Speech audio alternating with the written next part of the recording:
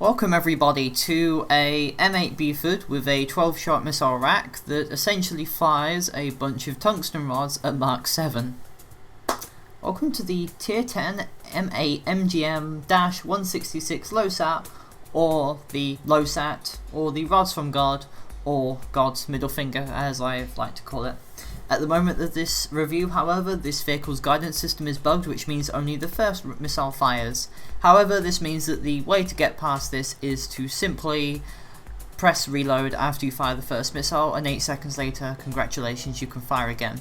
So please keep in mind when this thing gets eventually fixed, there will be a 4-second delay between those missiles with regards to the replayers and how ridiculous things can get. So, this is the A Tier 10, one of the second Tier 10s on Oscar Faraday's line. Sorry, the fourth Tier 10. And it comes after the T249, which is behind the GAU8 for some unexplained reason. But anyway, this vehicle does come with quite a few things. It comes with a Detroit diesel 600 horsepower engine. Wouldn't really bother getting that first. In fact, one of the first things you really want to do is to go through the firepower line, as you will get a thermal sight, an enhanced turret drive, but most importantly, you will get the LOSAT chemical kinetic energy missile. I have no idea what that says. Which deal 2,250 penetration and 1,400 damage at maximum range. But what this really translates to is at around 250 meters, you will auto-pen everything in the game except for the Object 490. As you can see the difference between themselves here. 1,000 pen, 1,500. It's basically a 50% jump in penetration. Aside from that, as seen with the rest of the upgrades, you do get a spore liner, which isn't very useful. However, the smoke grenades are always good, but they are hull mounted, which means your smoke grenades will only ever cover the front of you, so keep that in mind. You also get a 360 FOV system, and a universal retrofit slot, and the retreat module. The retreat module of which is very useful, and I do recommend taking that, as unlike the top speed, you get better camo, and this thing solely needs it. So otherwise, this vehicle does have the highest view range in the game, or stopped, at 613 meters, which allows it to become its own scout, and it does have a relatively decent 36% camo and 44%. You will be able to get that to around 44 and around 51% with Erin, but unlike many vehicles, or TDs, light tanks, I wouldn't actually recommend taking Erin. In fact, you want to take Sabrina, because for whatever reason, these missiles deal so much damage to enemy modules, you're literally better off just taking Sabrina. So, like I said, Sabrina, stats, module damage improved by 50%, that's the only thing you really want there. The camo lessons are pretty nice, but yeah. Or of course, Erin, if you want to go, not Freya, Erin if you do want to go sneaky breaky.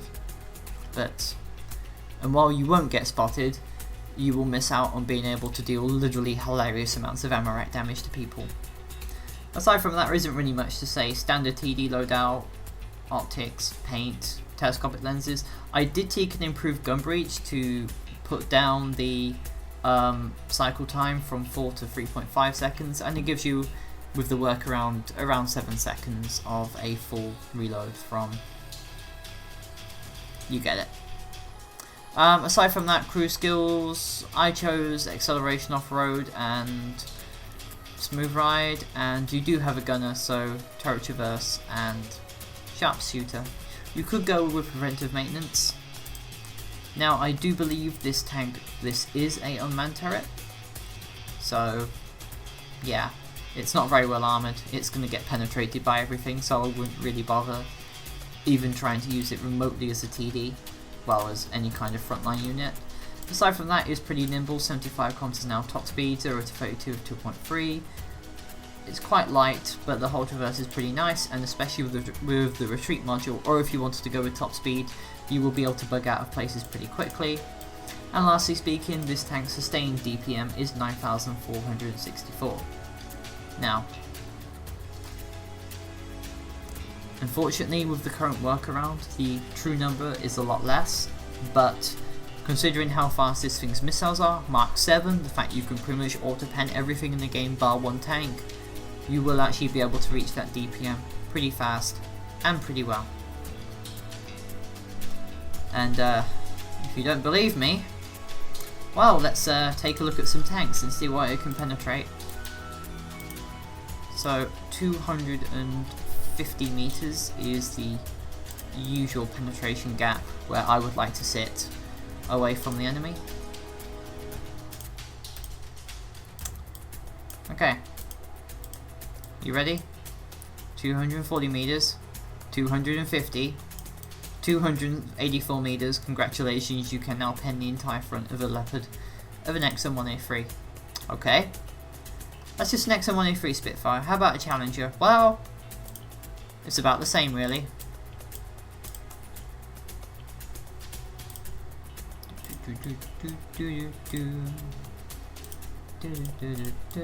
Green.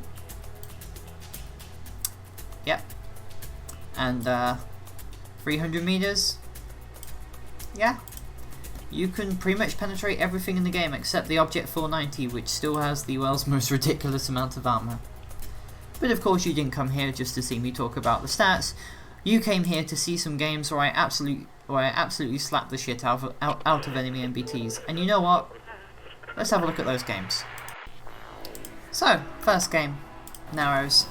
Now, the MGM does have the help of the retreat module, which I have found to go places pretty well. However, the retreat module does increase the reload time, so it's always best to make sure you have one in the chamber before you retreat, because that means you will have a 20-second delay between firing, which doesn't really help things very much. And thankfully the camera is working correctly.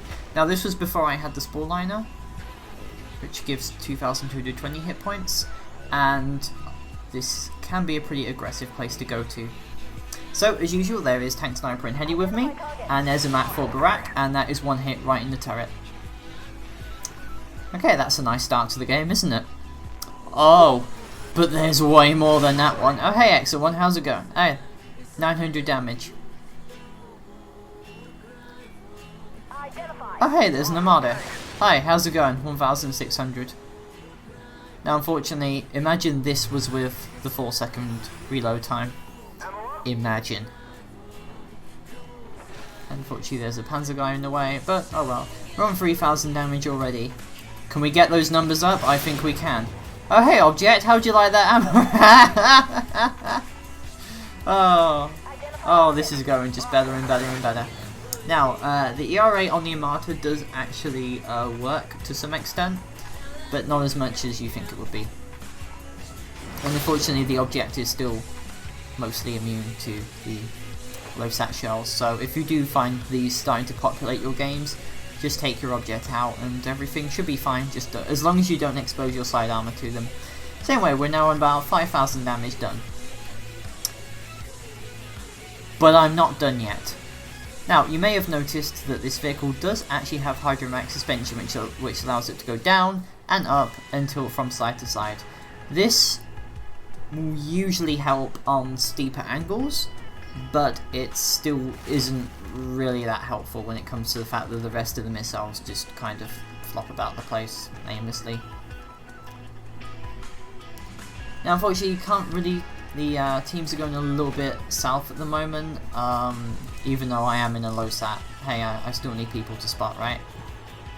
Still can't see anything running around for now. Kind of hoping to see where that Poland ball is. 2EX. Tank Sniper's not having fun over there. I did tell him to never really bother going field on North Spawn because it is basically a lost cause. K21 over there. Okay, now they're starting to spot me. So an interesting thing about the low sat is because since the missiles are so fast, you don't deal with the normal problems missiles have, which is slow speed, well relatively slow speed compared to Sabos, travel time, accuracy, penetration.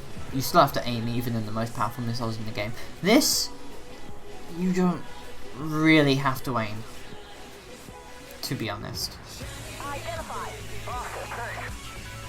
actually did get spotted by that barrack over there. And I'm gonna back up. Because I don't really want to get shot at in this thing, strangely enough. It can be a bit of an issue.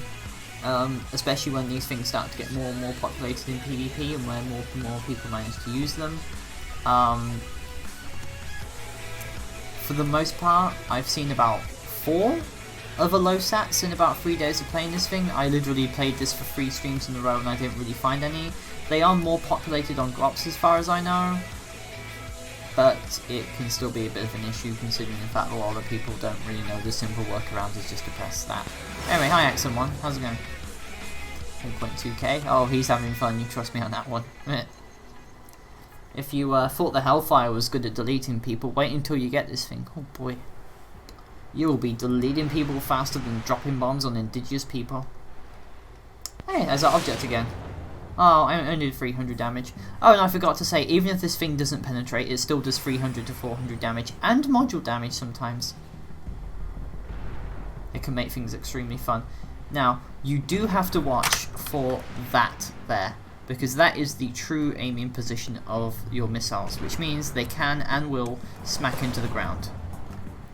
Now, it's not always correct, and the first missile can sometimes ignore that, but it's still the best thing in the world to be able to properly be able to line them up. You can fire this in third person, but first person is generally better for aiming. Simply because you have the wonderful sniper mode. Now, our team is starting to lose. Okay. This is fine. The low sat honestly doesn't really give a shit at this point. Hey, there's XM1A3 again. Bye bye. Oh. Oh, I didn't kill him. Probably hit an external module. And I think he ran away. Oh well. This is fine. Identify target. Oh hey, there's XM1A3 again. Let me just smoke up. Get over here, reload. Now, this thing can actually pop in and out on cover, which is what I'm going to do. Hey! And there's one.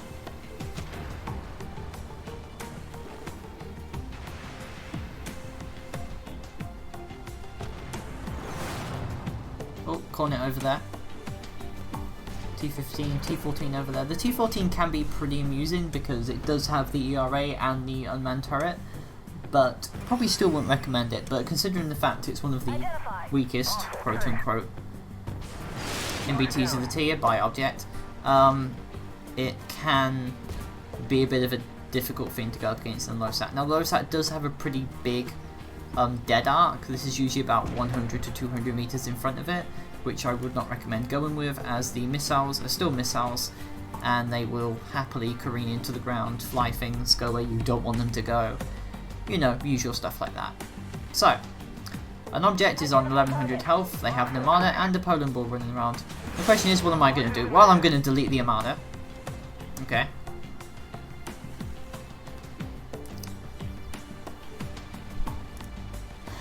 Okay, there's just an object left. Now, the object does have the capability to kill us all, so instead... And he's got Affiliate, which means I'm going to have to do the ultimate sacrifice. Hey, how's it going? And I triggered his Affiliate, shield goes, and... Ooh, come on guys, you can do it. Hey, he's dead. And that's it for this game. As the Poland actually went AFK and he just sat in A6. He actually said where his position was. I'm not sure if he was doing that to be kind or if he had to go to the toilet or something, but oh well. No Poland.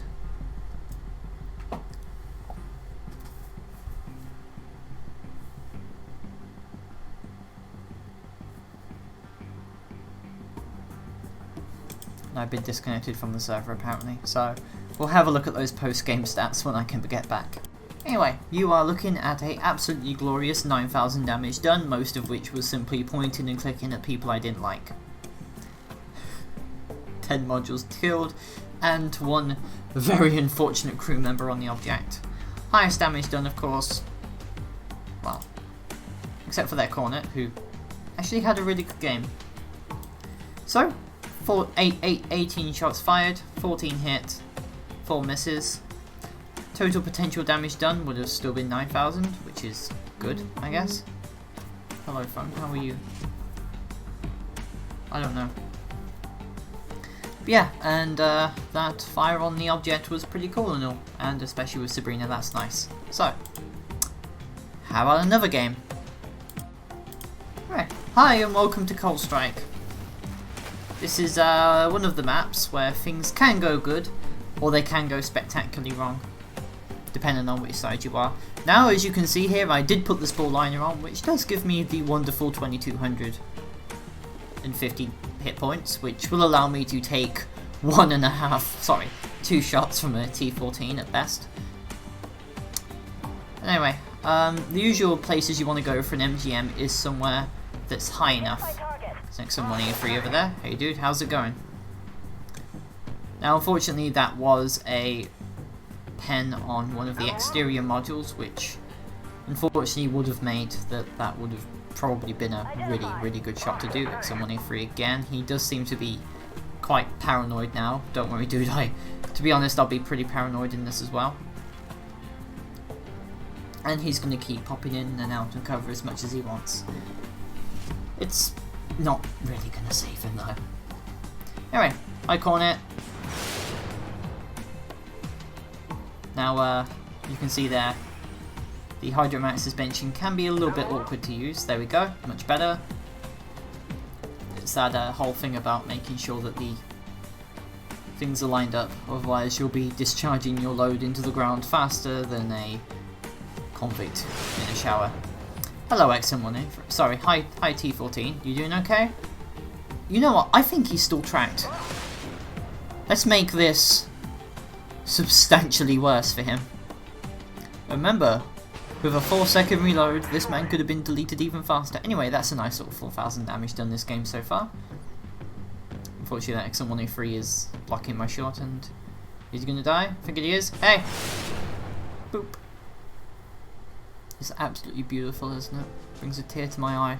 Oh, he's doing it again. Hey!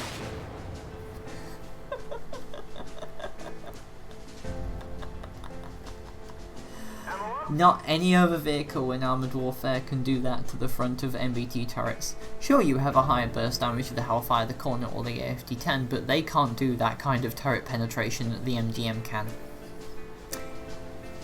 As you may have seen in the previous video I did on the MGM, this vehicle quite literally makes defending practically pointless, as you can't go hold down, you can't angle, you can't side scrape, as this thing simply basically ignores armor. Hey there, but... And due to the fact that the missile times are so low, the only thing you really have to do is just to make sure that you're pointed at the enemy, because if you're not pointed at the enemy, you actually have a pretty big chance at missing them, strangely enough. As the missiles do lack guidance, as they do fly at Mach 7, and it is kind of hard to control things at Mach 7 on a map that's about 1 kilometer long or less.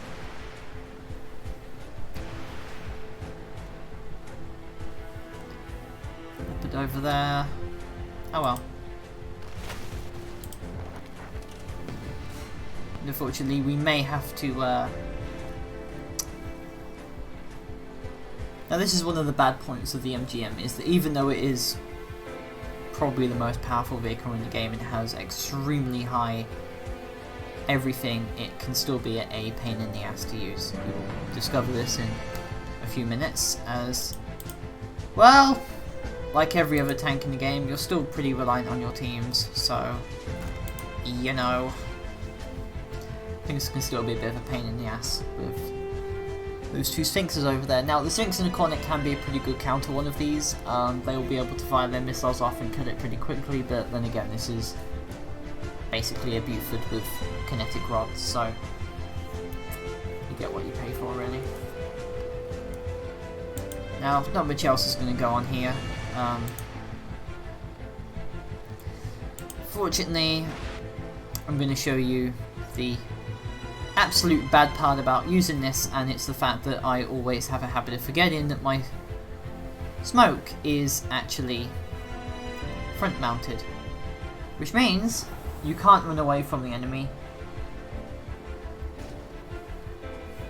as you're about to see very quickly. And that's all she wrote for the MGM. Now, I've had some exceptionally high average games in this thing, and we're going to look at that pretty quickly.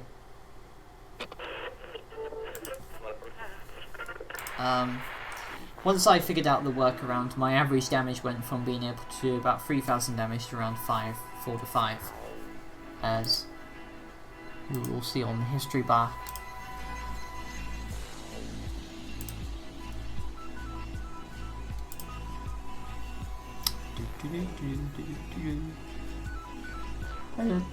Okay. 2,000 damage, 5,000 damage, 3,000, 6,000, 5,000, 2,000, 2,000, 3,000, 120, 8,000, 4,000, 6,000, 5,000, 11,000, 5,000, 2,000, 3,000, 4,000, 5,000, 9,000, 1,200, 6,000. You get the gist of it. And my current stats for this vehicle are only going to continue getting higher and higher and higher until eventually this will probably eclipse even the Merc and the Alte for the highest average done per game, as, like I said, this is a very powerful vehicle. So at the moment, after 42 games, we're sitting on a 46% win rate with an average of 4,000 damage per match. That was a lot lower. In total, I've done 128,000 damage on this with 15,000 bounced, 27 enemies killed, 16 spotted, and 35 kill assists. Damage received has been at 55,000 damage, and a total of 3 hours and 30 minutes of play with 15 wins and 17 losses. So, that's what you get for it, with a total of 191 hits, and 180 direct hits, and the accuracy will only go up, because previously I was literally firing the entire rack at people, whereas if you've seen in those games, hits are pretty much guaranteed once you get that workaround going. So, is this vehicle exceptionally powerful? Yes. And this is with a workaround. Once that guidance bug gets fixed, just imagine what I would have been able to do if I'd have been able to fire off a full rack of 12 with a 4-second clip time and not 8. Essentially speaking, double the rate of fire. So, that's all she wrote really. This is probably the most powerful vehicle to ever come in AW's history so far, and well, if you see one of these on the battlefield, it's either take a scout or an object by the looks of it, because you don't want to get penned by one of these things. So yeah, that's going to be it for now, guys. This will be released on Friday the 1st of November. At the moment of this recording, it is Wednesday the 30th, which will be my last day in the UK, as when this is out I will be in Milwaukee attending a convention for my birthday. So yeah, that's it for now, guys. I hope you enjoyed this. We have hopefully the Griffin review to do, followed by the T249, then the TADU, the M181 and the AGDS. I'm not sure if I'm going to review the TTB, but oh well, whatever. So thanks for coming, guys, and I'll see you all later.